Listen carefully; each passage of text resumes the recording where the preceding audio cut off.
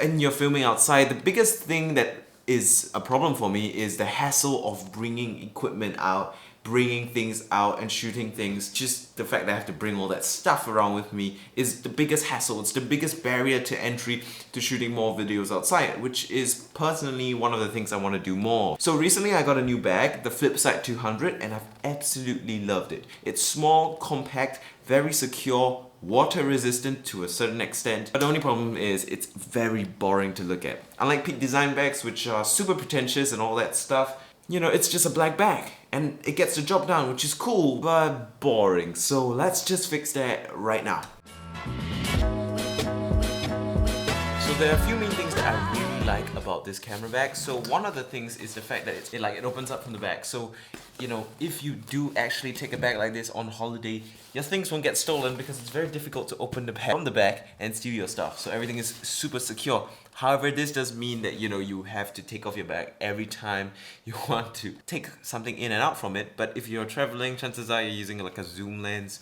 You're not switching lenses all the time, so that's fine. And I personally find that it's not that much of a hassle. The next thing that I really like about this bag is that its layout makes perfect sense. You've got a little bottle holder on the side, nice, and you've got a little kind of snuggy hole here with SD card slots and places to put your batteries, pens, cleaning tools, all that stuff. It just makes sense and it does it very, very well.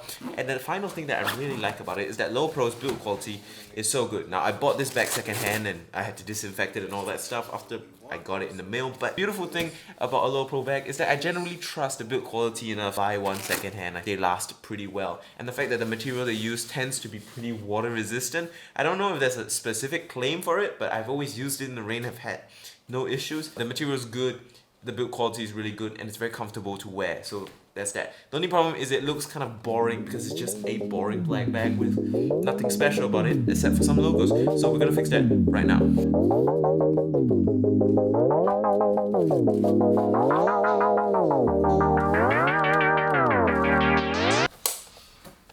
Okay, I know it's not the best idea to spray paint and stuff indoors, especially in such a closed off room like this storeroom. But we're not doing a lot of spray painting. I'm just spray painting like 2 broad strokes just to add a little splash of color to my bag. So it should be fine. I shouldn't be getting too much cancer from this. So let's get to work.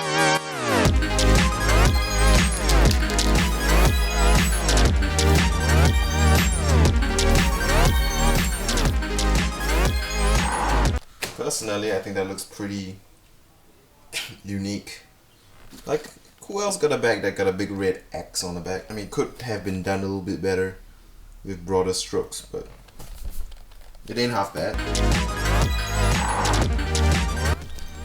Now, don't mind me, I have to go return some videotapes. A quick interjection from the editor here. I think American Psycho is pretty darn crazy good for what it does with like the world and the character.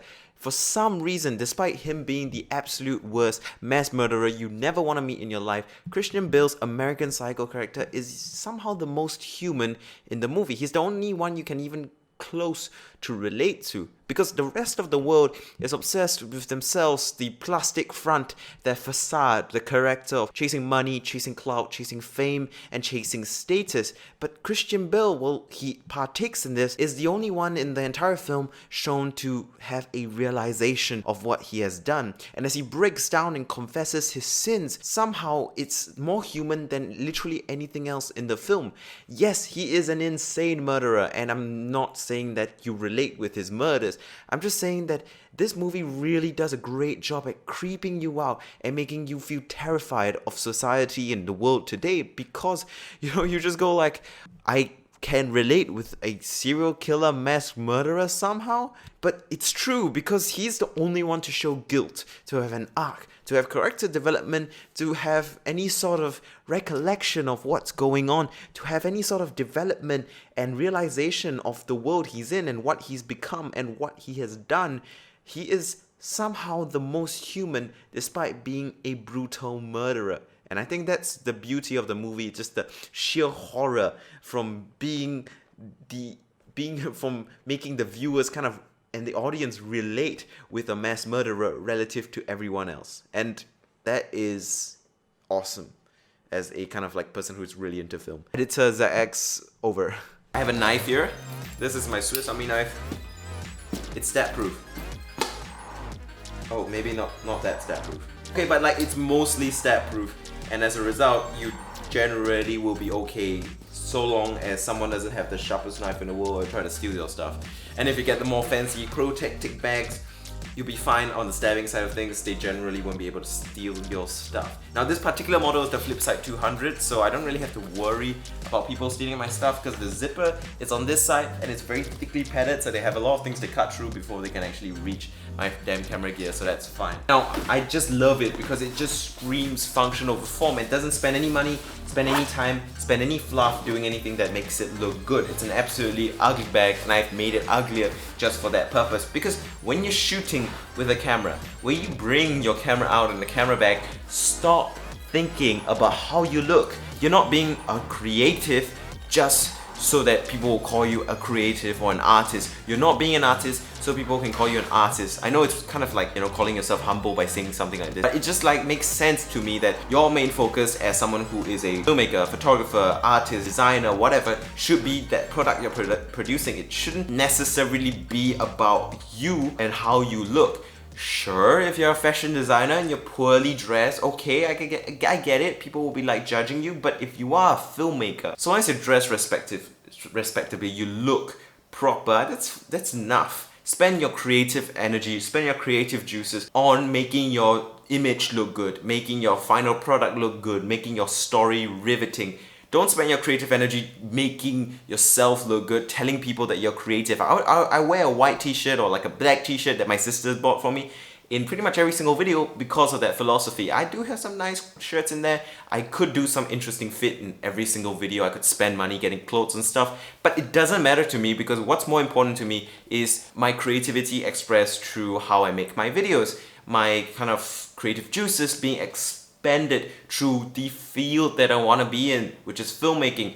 If you are someone who is a filmmaker and you really don't want to be a fashion designer, stop dressing and caring about fashion like one. You do art to create art. You don't do art to be called an artist, and that's a big problem I think with a lot of young artists, a big problem with a lot of artists in Singapore. A lot of them dress up and they call themselves an artist, they put creative in their freaking bio on Instagram. Like, stop it. If your feed looks creative, your feed is beautiful, your feed is artistic, your videos, your products are wonderfully unique, they provide a special value, message, create an emotion, something like that, or they just plain look good, people know you're an artist. You don't need to put yourself as an entrepreneur or a creative or a finance man or on the hustle or on the grind. If you're working on something, do it silently. Shut the hell up about that and just put your head down, focus on it, and let your work speak for itself. Be a Messi, right? He lets his football do the talking. All the critics can hate him, he doesn't talk much in interviews, he just lets his football do the talking. And that's why he's the best in the world. One of the best in the world at the very least. Just by focusing on things that matter, and that is functions and creating, rather than how you look while you're doing the damn creating. Alright, focus on the priorities, people. Anyway, that's it for this video. I hope you guys liked that little rant at the end. If you watched to the end at this point, I think I probably deserve a subscribe and a like from you, because like you've watched a 12-minute video about a freaking boring ass camera bag, so I think I did my job well. If you did watch to this point in the video, please like and subscribe. I really appreciate it if you did.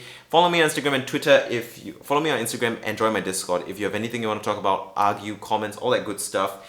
And I'll see you guys in the next video. Thank you guys so much for watching once again. Goodbye.